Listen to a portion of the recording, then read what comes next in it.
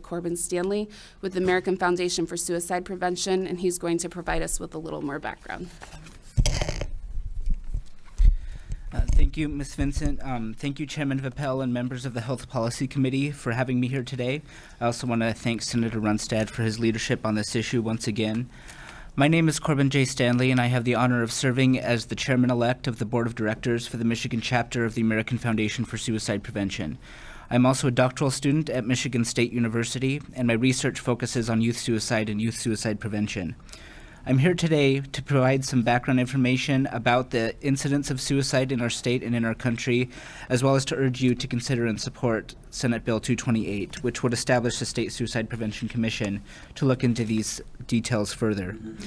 I have worked with Senator Runstad's office to help inform this bill over the last couple years, and I support it and our foundation supports it because we know that research, knowledge, and action can save lives.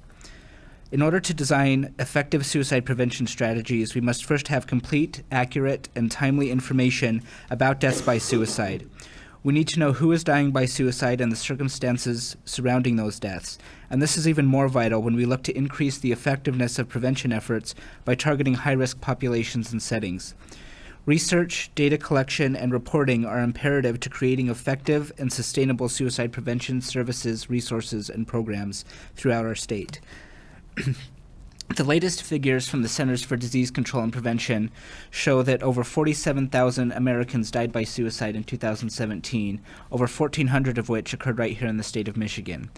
On average, we lose one Michigander to suicide every 6 hours in our state. And it's also estimated that for every completed suicide, there are 25 others who attempt. This means that over 35,000 Michiganders survived a suicide attempt in 2017, and this provides us with a critical intervention point that hopefully the information from this commission could help to inform. I wish more than anything that I didn't know any of these statistics. I wish I didn't know so much about suicide prevention in general. This is not an area of expertise I ever wanted to have, and it's a personal issue for me as well as a professional one. I lost my brother to suicide in June of 2010, and he was just 21 years old at the time. This profound loss is what brought me to this work, and it now encompasses both my personal and professional lives. I came to this work because no other family should have to go through what mine has been through, and since that time I have worked with numerous coalitions and organizations, including the American Foundation for Suicide Prevention, here in Michigan and across the country. In that work, I've learned that one of the best ways to prevent suicide is by understanding and responding to the risk factors and understanding the protective factors that we can bolster in our communities. We should be doing everything we can to understand suicide in our state so we can do everything we can to prevent it.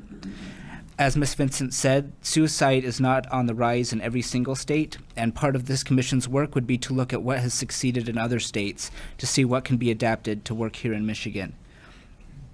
This commission would help to initiate research, disseminate the resultant knowledge, and help us move from talk to action when it comes to the issue of suicide.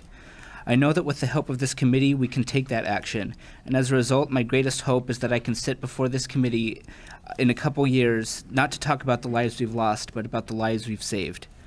Again, thank you, Mr. Chairman and members of the committee. I know that with your help, we can truly save lives and bring hope to those affected by suicide. Thank you. Thank you for your testimony. We do have a